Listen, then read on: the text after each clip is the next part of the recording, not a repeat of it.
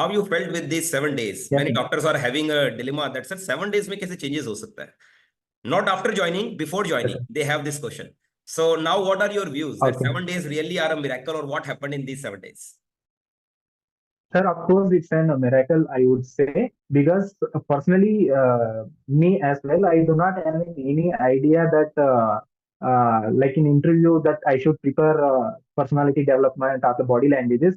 Everybody, like I think everybody, when the interview comes in mind, everybody think like, what questions they will ask, which topics they will ask, which subjects they will ask. But I don't think so. Nobody will think in the first place that what kind of a body language I should prepare, and what kind of a personality that I should make or present in front of the interviewers.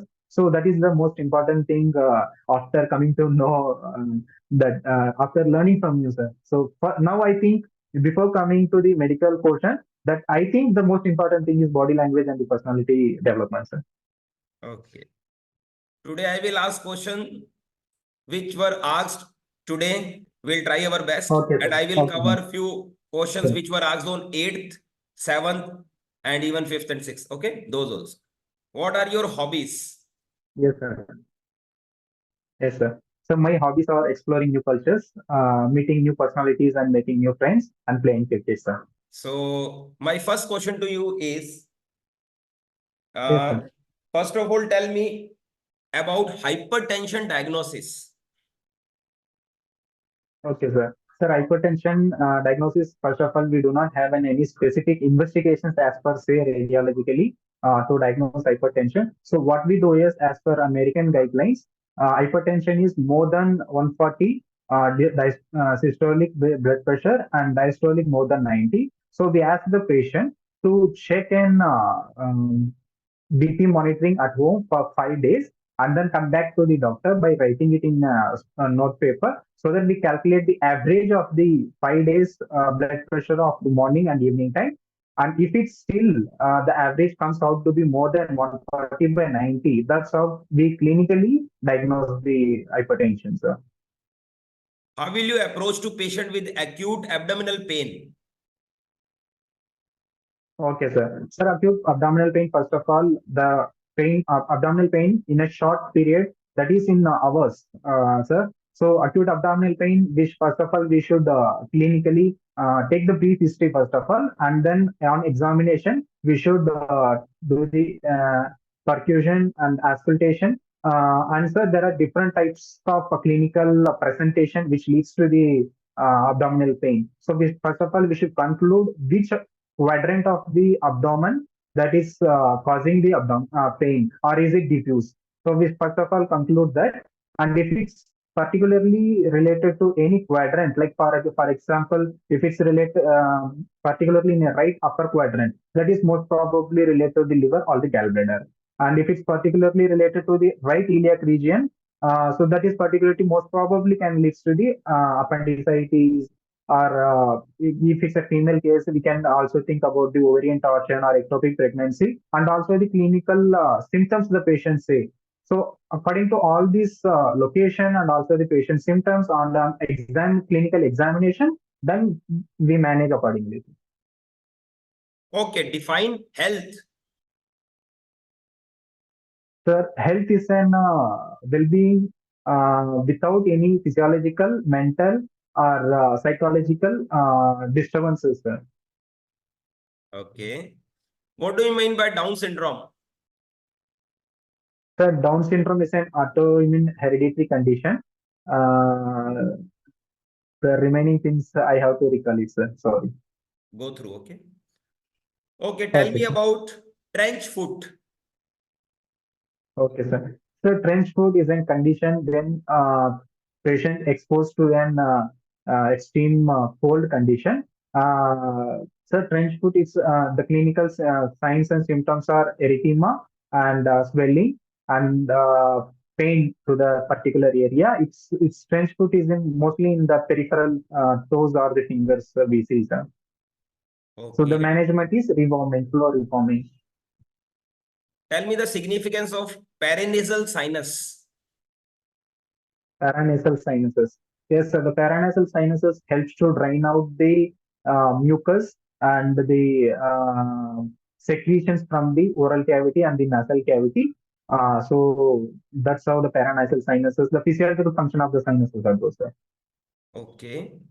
Tell me about intestinal obstruction. Yes, sir. So the intestinal obstruction, first of all, can be acute or subacute. The Okay. patient presents with the complaints of not causing stool or patulous for minimum of 2 to 3 days, or it can be longer. And the with abdominal distension and the recurrent vomiting. It can be a bilous vomiting or normal vomiting also, and abdominal pains.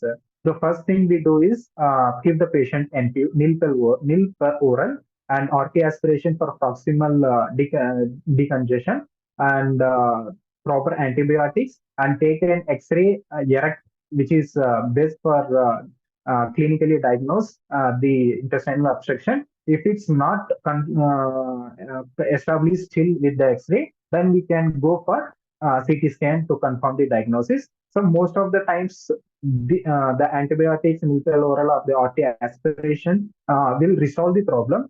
If it is in CT scan, if you find out there is any obstruction which leads to necrosis or gangrene, then surgical intervention may be required to treat the condition, sir.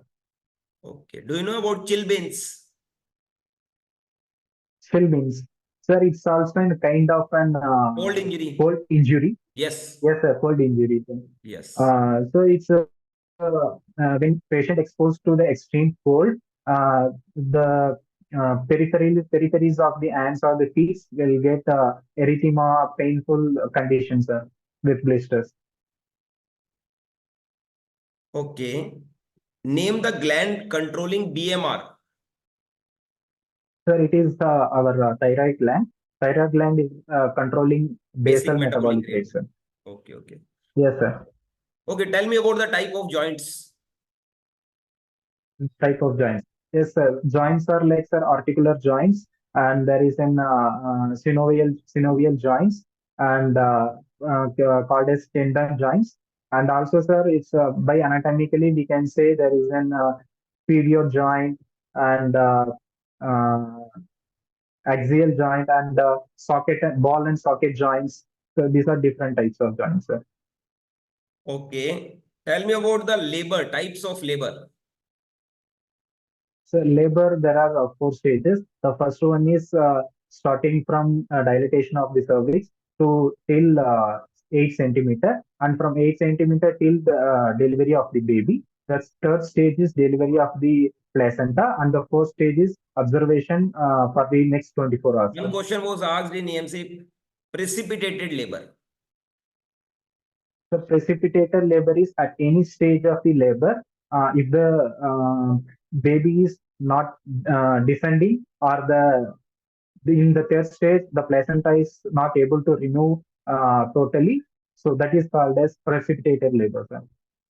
Okay, most of the board members are asking what is your favorite subject? Like what stream is your favorite? What you are going to share? Sir, my mainstream and my interest is in emergency conditions, since I'm almost of my experience from intensive care unit. Then tell So about, even I would like to do post graduation in the same okay. department, sir. Then tell about RTA. Yes, road traffic accident, which is very common and most dangerous as per se in India, in our country, because that can leads to then various type of injuries.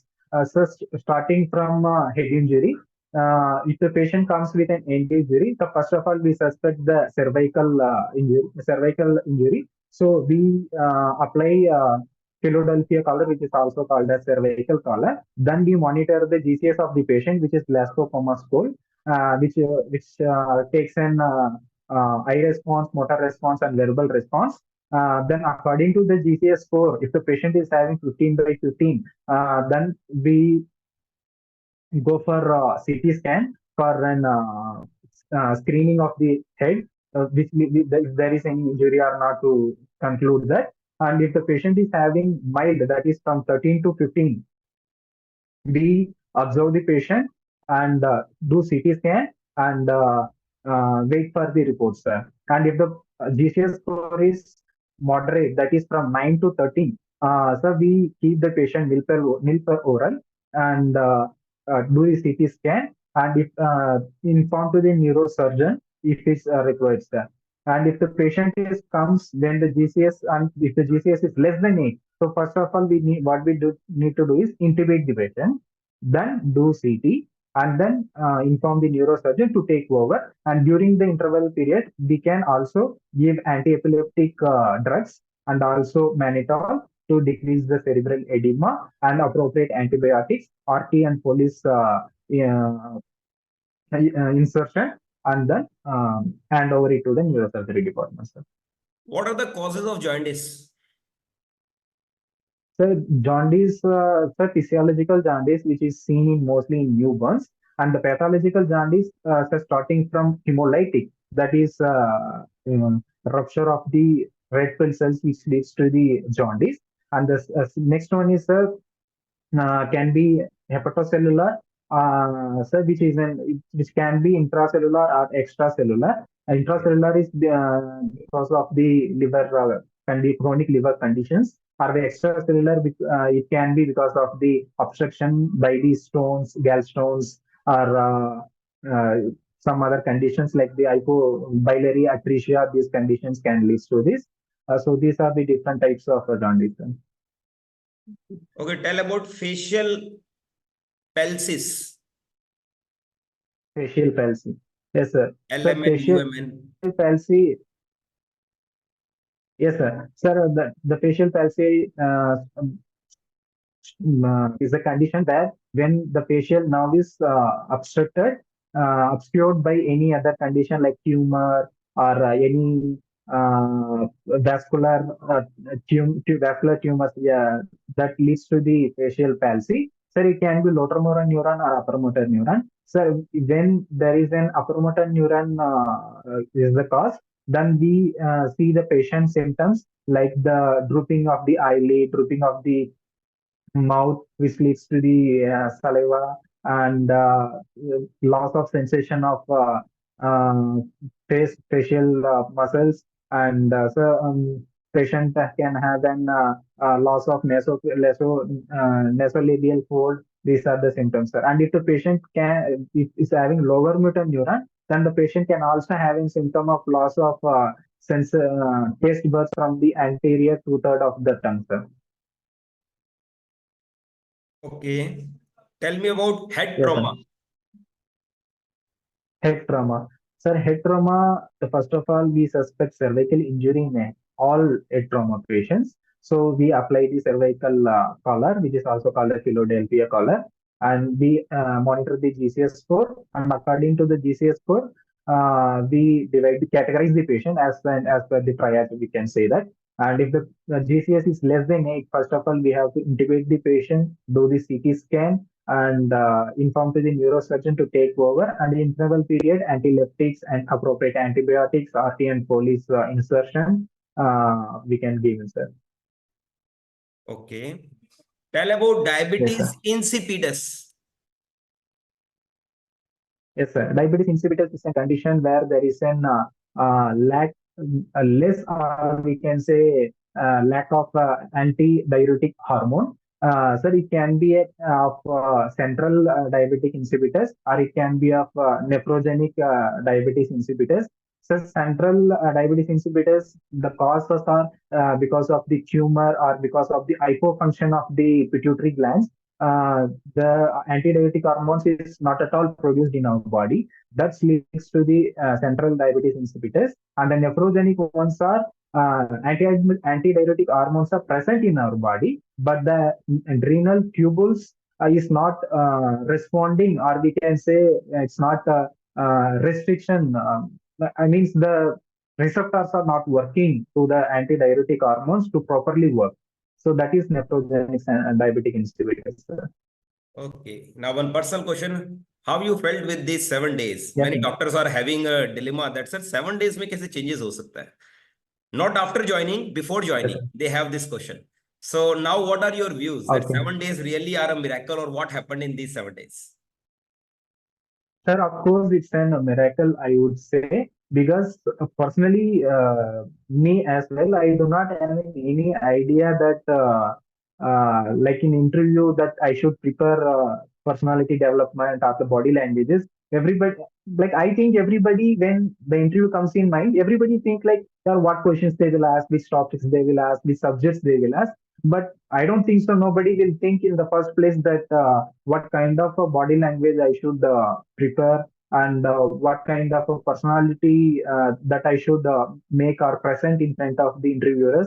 So that is the most important thing after coming to know that after learning from you, sir. So now I think before coming to the medical portion, that I think the most important thing is body language and the personality development, sir.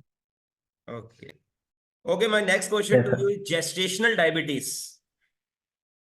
Yes, sir. Gestational diabetes is a condition when the patient is pregnant, and after 20 weeks, if the patient gets the sugar levels are more than RBS levels more than 125, or we can say oral glucose test, which is more than 140, sir. That is gestational diabetes. In gestational diabetes, as per say, we do not go with the traditional management. So they prefer first of all lifestyle changes, of course, in the beginning. Then, if it's not still controlled, then go with the metformin, the safest drug in the gestational diabetes. If it's still not controlled, then directly go to we administer insulin to control it, sir. And in gestational diabetes patients, the doctors prefer the patient to deliver yearly comparing to the other pregnancies, sir. Tell about cardiac Yes, tamponade. sir. Yes, a cardiac tamponade. So cardiac tamponade is a condition where the pericardial fluid is in excess amount. That leads to a kind of condition called obstructive cardiac shock. So that is the condition, sir. Okay. Tell about seizure management. Seizure management. Yes, sir. Seizures are first of all even involuntarily movements are the muscle tone because of the excessive electrical activity in the neuronal cells of the brain. And the seizure management is starting from first of all before giving medications, we should make the patient head up and then towards lateral to prevent the aspiration and the tongue bite. And then we give the oxygen support to the patient and then place them to IV wide bore cannula and then administer midazolam. Otherwise, if we witness in front of us and general tonic clonic seizures, then we can give like lethal dose of loading dose of 1 gram stats. Tell about lung abscess. Lung abscess. Yes, sir. So lung abscess, which is uh, bacterial infection which leads to the pyogenic pus accumulation in lungs. In lung abscesses, so most of the patients in India comes at that stage when the patient is in septic shock. So we first of all do the chest X-ray and we get and suspect if there is any kind of mass or localized abscess. Then we go for the HRCT chest to establish the diagnosis, then give the appropriate antibiotics, and if it's required, then an intercostal drainage tube can also be inserted to drain out the person. Tell about COPD. COPD. Yes, sir. So COPD is a chronic obstructive pulmonary disease. Sir, it's the most. There are two types of condition subtypes in COPD. One is chronic bronchiectasis, in which there is an uh, proliferation of more smooth muscles and excess mucus production, because of which the diameter of the bronchioles or the are reduced, so which causes obstruction. And in case of emphysema, where there are alveolar membranes get damaged. Okay. Yes, sir. And the patient presents with a dry cough, shortness of breath, and in auscultation, wheezing. In acute exacerbation condition, infection can cause the acute exacerbation. And thus, there are classification also there in COPD, like gold classifications like A, B, B, C. It depends on patient's MMR score, like it depends on dyspnea, and also if the patient has a previous history of administration in hospital, and these are the categories that we conclude the patients. And the management is simply do the first of all arterial blood gas and see if there is any CO2 retention. Then according to that, we can decide how we can deliver oxygen or how to wash out the carbon dioxide, which is excess in patients. Okay, tell me about damage control surgery. Yes, sir. So damage control surgery, first of all, for those patients who is coming with the severe injury or severe trauma, that we cannot able to complete the surgery in one take. So damage control surgery is that we first of all open explore laboratory exploration and then try to control the bleeding. And if as much as we can control the bleed, then we close and take to the ICU and observe the patient for the next 24 hours and give the appropriate antibiotics, IV fluids. These are the damage control surgeries. Tell about USG abdomen. USG abdomen, sir. Ultrasonographic examination, sir, which uses sound waves to see the reflection by which the radiologist gives the report of the patient. Sir, in any kind of abdominal clinical conditions, the first thing we go is ultrasound, sir. Okay. Tell about chest X-ray. Yes, sir. So chest X-ray is, and first of all, is a screening modality of the investigation, which is not an diagnostic procedure. So in chest X-ray, sir, we can see the suspect the chest lung and the cardiac clinical conditions, sir. Tell about Nikshe portal. So Nikshay portal is, sir, I guess it's an portal where we can able to observe or see the TB related drugs the patient is taking properly or not, sir. Okay. Tell about NCD Yes, sir. diseases. NCD. Non-communicable diseases. Yes, sir. The non-communicable disease, the most prevalent in the world is hypertension, diabetes, cardiovascular diseases are the things, sir. Okay. Asthma management. Yes, sir. Yes, sir. Asthma management. Sir, asthma management, first of all, asthma patients come with the complaints of cough and shortness of breath.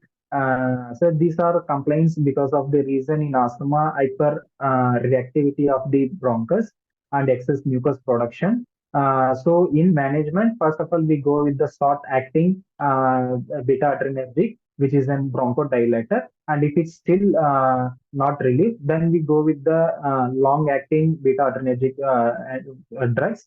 Then, if it's still not relief, then we go with the corticosteroids. So, and along with that, we give oxygen support to the patients. Okay. Tell about acute respiratory distress syndrome. Acute respiratory distress syndrome. Yes, sir. ARDS. Sir, it's an emergency condition which is life-threatening to the patient. Sir, there are four stages of the acute respiratory distress syndrome. We divide these patients according to the PaO2, which we can conclude by arterial blood gas. So PaO2, if it's more than 300 to 400, 300 to 400, that is grade 1. And if the severity 1, and if the patient is having less than 300 to till 200, that is grade 2, and the patient is having 200 to 100, that is PaO2, that is grade 3. And if the patient is having PaO2 less than 100, that is the very severe case where the patient, even with the ventilatory support, couldn't able to maintain the saturation, sir. And the management depends on, as I said, the severe depends on the severity. Uh, Changing the modes of the ventilator or increasing the FiO2 or increasing the PEEP of the patient, tidal volume and respiratory rates. Those are the things, sir. Okay. Tell about gout. GOUT. Gout. Yes, sir. So gout is an condition where there is a deposition of uric acid crystals intra-articular joints, mostly in first metatarsal joints, sir.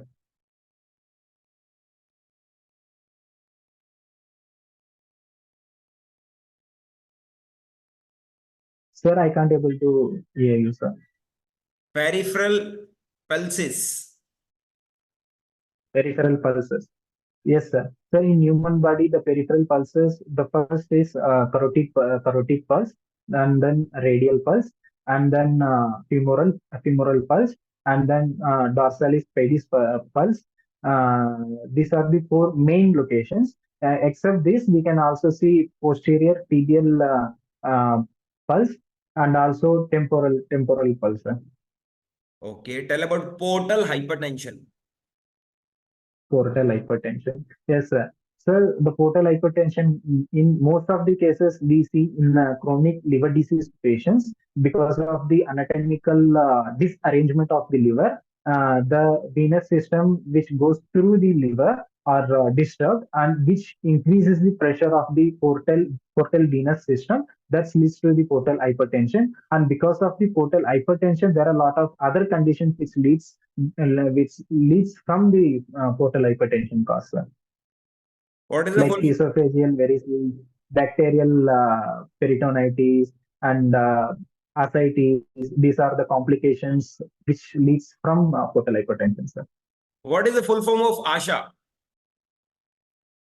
ASHA workers. Asha, Anganwadi, Yes, yes, sir. ASHA workers, not Anganwadi. Anganwadi. I think it is different. I'm sorry, sir. I'm not able to recall it now.